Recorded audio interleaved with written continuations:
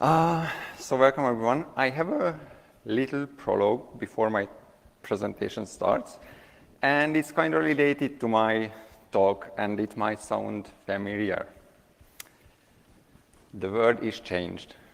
I feel it in the sandbox. I feel it in the entitlements. I smell it in the kernel. Much that once was is lost. Only a few live now who remember it. It began with the forging of the great privacy rules. 3 were given to the root user, immortal, wisest, fairest of all beings. Great people and clients of the Apple spaceship. And 9 rules were gifted to Apple processes which above all else desire power.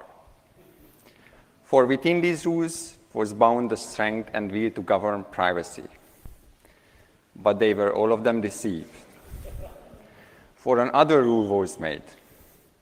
In the land of Cupertino, in the fires of Intel CPUs, the dark Lord Privacy forged in secret a master rule to control all others. And into this rule, he put his will to dominate all processes. One rule to rule them all. One by one, the freelance of macOS fell to the power of the rule. But there were some who resisted. The last alliance of legacy software, disabled library validation, and bug hunters marched against the armies of TCC. And on the slopes of El Capitan, they fought for the freedom of macOS. So, with that, let me start my presentation about the Achilles heel of endpoint security, which is in secret a TCC talk. At the end, then we will see why and how it's related to privacy. So a few words about myself. I'm currently working at Offensive Security, and I'm the lead content developer for our macOS control bypasses training. I used to be a red and blue teamer. I do macOS bug hunting in my free time. I'm married, have 2 kids, and I really like to do trail running. So if you follow me for macOS stuff, you will notice that I'm using Twitter as Instagram for running. So I will briefly talk about the endpoint security framework, then briefly talk about how we install an endpoint security client, and then we'll start to go through various, first a CVE, and then we will see how Apple fixed it, how I bypassed it, how they fixed it again, how I bypassed it again, and ultimately the story went on, and we will see how this whole story evolved into something. And at the very end, I will talk about the full disk access. So endpoint security, just a really brief overview. Scott Knight gave a very good OBTS talk a couple of years ago, reviewing the entire framework. It has many, many building blocks. It has a kernel extension as a base, which is tied to the the mandatory access control framework.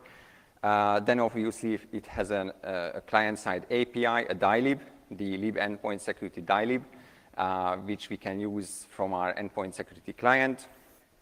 There is also the system extension framework, which is basically used for installing and uninstalling a system extension.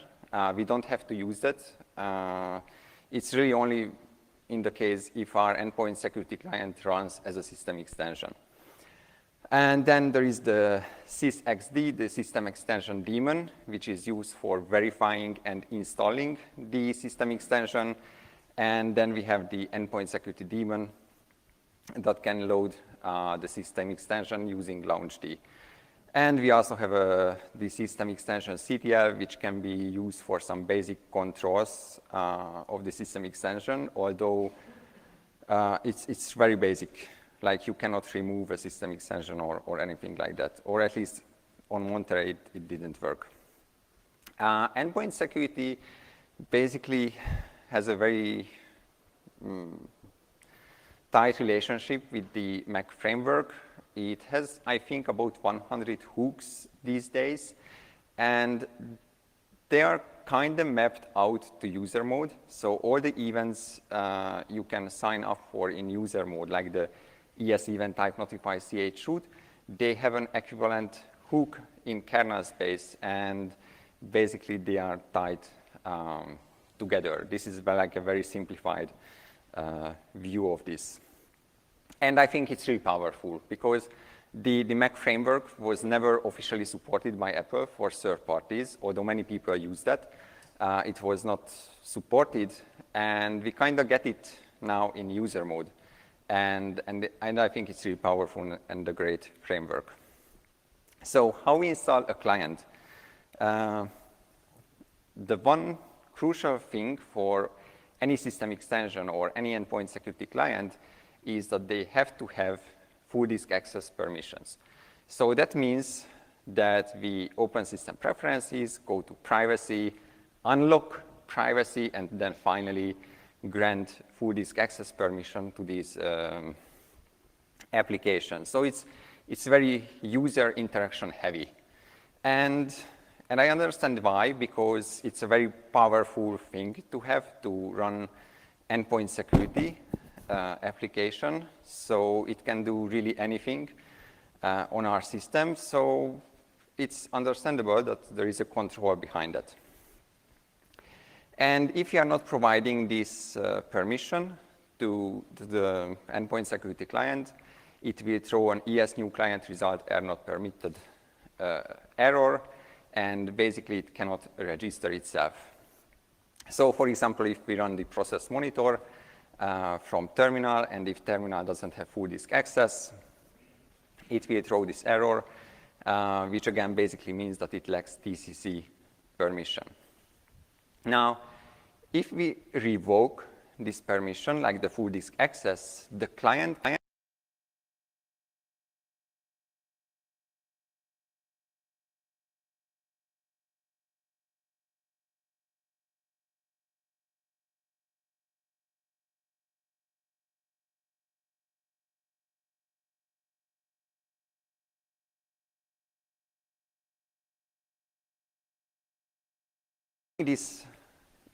this permission should be hard as well, because if you can easily revoke it, then basically you can easily disable and disarm any security software on the system. So it should be hard, right? Turned out that it wasn't that hard. So this is the exploit for the first CV. So let's see what happens here. So the user went through all this authentication, opening system preferences and everything, and finally he's happy running his endpoint security client, and then the attacker came as a user, like it doesn't have to be root, and runs this command, and suddenly everything is cleared, the permission is revoked, and if the attacker kills the endpoint security client, then it's done, basically, bypassed. So you might think that like killing the endpoint security client, you will need to have root access, but as we heard many times from Wojciech yesterday, you can just ask the client, like, hey, prompt your password to authenticate, and the client, the user will happily authenticate. We can also find an ODA to elevate our privileges. So there are so many options, or if we delivered our malware through a package, which can run as root often, then we are already root anyway. So I think having root is not, it's a barrier, but not as high as we think about it. So how Apple fixed this reset option? Okay, they said that, okay, if you now want to reset an endpoint, a full disk access permission for an endpoint security client, we need you to authorize it. So they prompt you for a password. And if you don't authenticate, then it will not work. So it will not clear the TCC database. It will not clear the permission. It wasn't eligible for a bounty, unfortunately. So let's see how I bypassed it for the first time. So how this authorization happened really in TCC util. So TCC util went on and wanted to acquire the com apple tcc util.admin authorization right. And if we check this authorization right in the authorization database, we will see that it's authenticate admin non-shared. So basically, even if you are root, you will be forced to authenticate as an admin user, and you will have to type your password to authenticate, which is fine. But what if we are root? If we are root already, we can, and we assume that we are root because we need to kill the endpoint security client, we can just edit the database. Like if your authorization database is not protected by anything, if you are root, you can change it freely as much as you want. So we just edit the rule and say hello. And then we go back to TCC util and reset and done.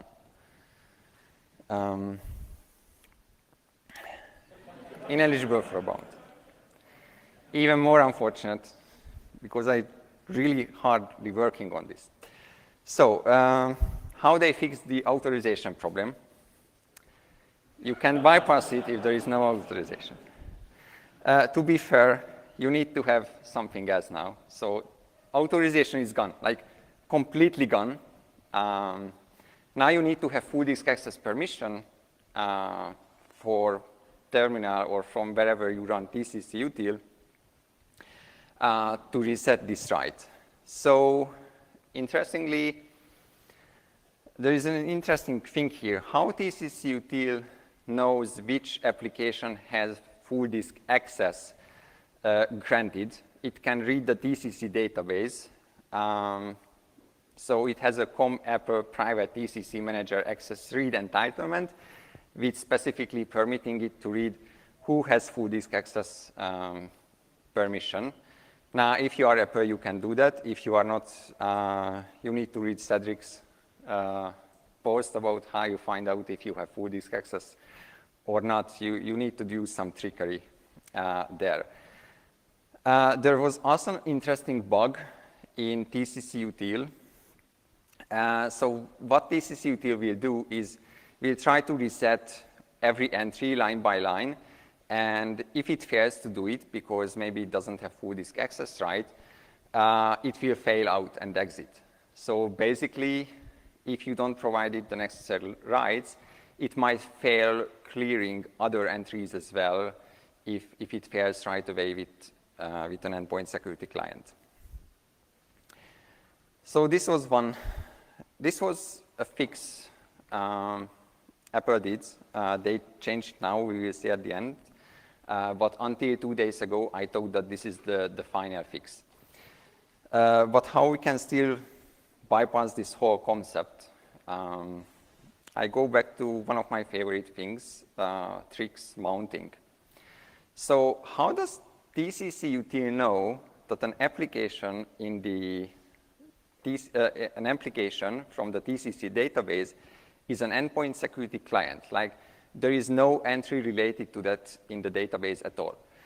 So what it needs to do is go read the binary from the disk and check if it has the com Apple developer endpoint security client entitlement, which means that in that case, it's an endpoint security client. So what we can do is mount over the endpoint security client directory, which we can typically do unless it has some self-protection. We mount over, we mask out the endpoint security client, and then we run TCC util reset. And because it will not find the file, it will think that, okay, it's not an endpoint security client, and it will basically clear the database. I don't know yet. Please. So another bypass for this whole idea. So TCC util already went through several evolutions, and there are a lot of fixes in that. What we can do, and It worked on Ventura Beta 5 as well. Get an old TCC util and use that. Because old TCC util could still clear the database, and it didn't have any of the checks for full disk access authorization, whatever. So just take an old one from Big Sur and use that. So here we can see on the screen that we have two TCC utils, one the system default and one I took from Big Sur. The system default will not work, but the other one will. MFI, the Apple Mobile File Integrity kernel extension, already has some limitation for which TCC util you can run on macOS, but it wasn't perfect. So it's still, for some reason I didn't dig into why, you could still run the one from Big Sur. Don't know, please.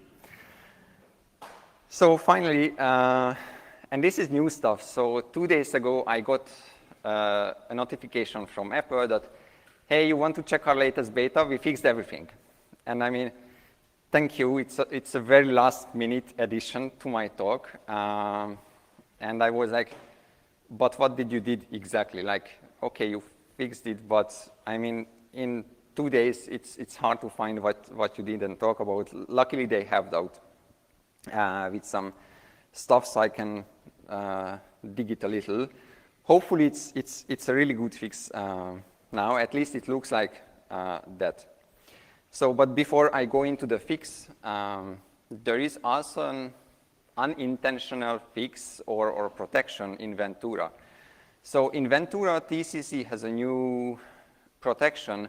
It will protect applications from other applications. So your application cannot modify an existing application on the system. So if you try to drop a file or overwrite a file in another application, you need to have a new TCC permission for that. Specifically, this TCC service system policy app bundles permission. And if you don't have that, you cannot modify an application. This includes mounting over an application. So it kind of solves this mount issue unintentionally. So this wasn't a fix for this specific issue. This was a new security mitigation in Monterey. And it kind of already prevented one of the bypasses. So it protects the ES clients from messing around. But what the real fix was, like from 2 days ago, what happened? TCC util is back to square one. So it's right there where it started from. And now the entire clear or reset logic was moved to the TCC daemon. So TCC util doesn't do anything anymore, just calling an API, and then TCCD will determine what can be reset, what not, and it will do all the checks. What the other thing they did, now we have a new TCC permission called the TCC Service Endpoint Security Client. So this means that this is a new TCC permission marking in the TCC database that this application is an endpoint security client, which is nice because it no longer needs to read it from a disk. Now, interestingly, if we go to system preferences and privacy, this is still under full disk access. So there is some magic happening behind the scenes. So the users still see it as a full disk access, but if it's provided for an endpoint security client in the database, it will show up as an endpoint security client. Since there is some translation happening here, I always fear that there is a room for error in this situation, but I hope they get it right. Also, if you have an endpoint security client which runs from the command line, you still grant full disk access for like terminal, and then you can run your endpoint security client. And in that case, it doesn't have an endpoint security client permission. So this is how it's fixed eventually. I think it mitigates all of the issues at this point. We will see. But when I found the very first CV, when it all started, so I said TCC util reset all. So that worked. But if I tried TCC util reset system policy all files, which is full disk access, it didn't work. So someone already talked about this problem that maybe you shouldn't reset or clear endpoint security permissions so easily. And actually I started to go back, okay, when this was really introduced, and I think I found it in Catalina, like 15.4, where I think it was the first version where it wasn't working. But if we go back to the very first edition of Catalina, so like the first release, you could do TCC reset system policy all files there. So somewhere in between, someone thought about this, that, hey, this is an issue and we should do something about it. So that's when the really first issue was fixed, not properly, but it came up. So how TCC util evolved over time? In Catalina, when basically endpoint security came out, TCC util had no restrictions.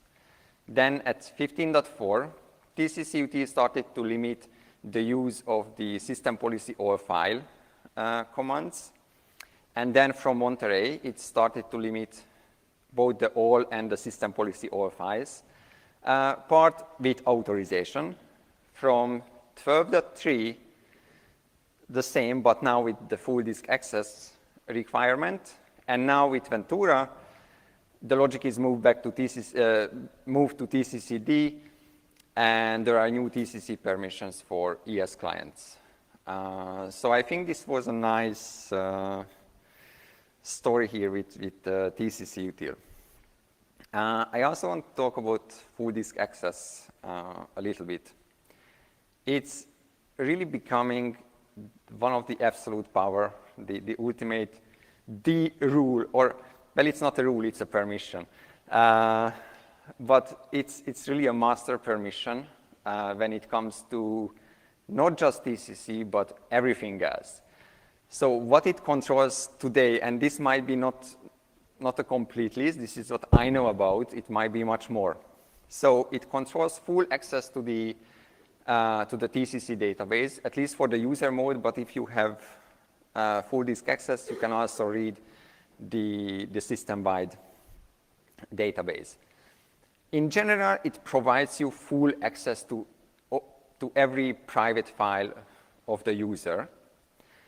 It controls now partially the endpoint security client registration. It controls the ability to mount an APFS snapshot. It controls access to some of the data vaults on the system. And it also controls access to like system administration config files like sudo, PAM. Like if you want to change a sudo file or a PAM file, you will get a TCC prompt that, hey, do you let, I don't know, terminal modify your system administration settings or something like that. If you have full disk access, this prompt is gone. So it's way too powerful, and it's not, but it really feels like a lightweight SIP, but for user mode, what the user can like turn on and off easily. And because of it controlling so many things, I think this is bad, because for convenience, people, especially power users, will just say, okay, I will give terminal full disk access and I'm done, and I don't want to deal with all these prompts, all these permissions, whatever.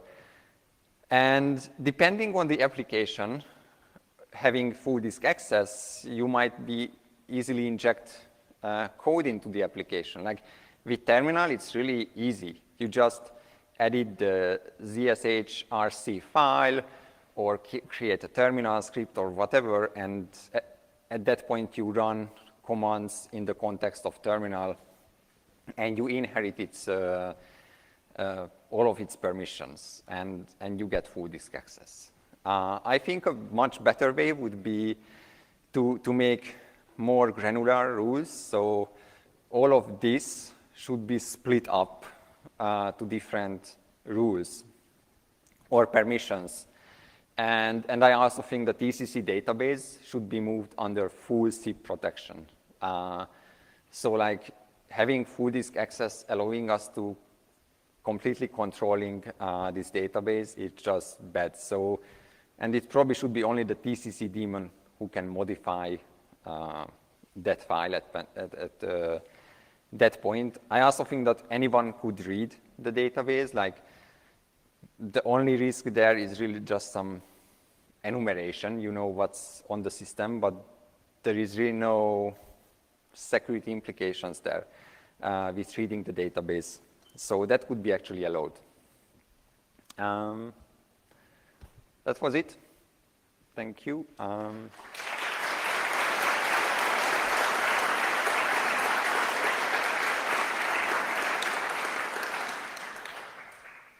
Any questions?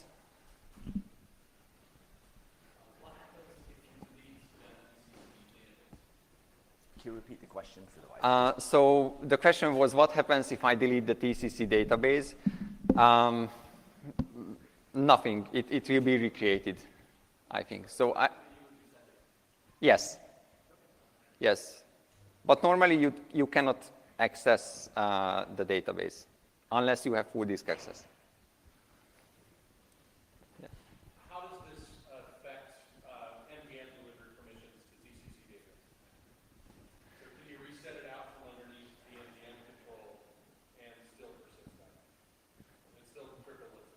That's a good question. I never dealt with MDM delivered TCC permissions, so I don't know what happens if you run this command. With since MDM permission, I think they are installed through a profile. I think that profile might be reapplied, and so it's not being cleared. But this is a guess, so I don't know. Yes.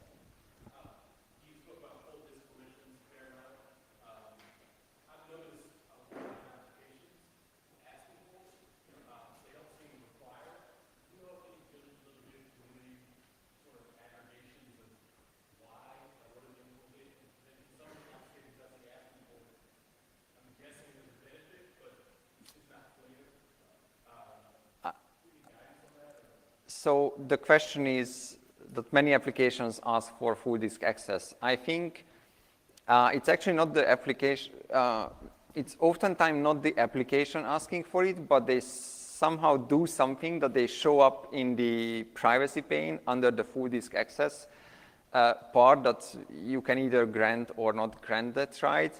I usually just either don't grant or revoke all of them. So I have also the same issue. I have like, I think like 8 applications showing up in my full disk access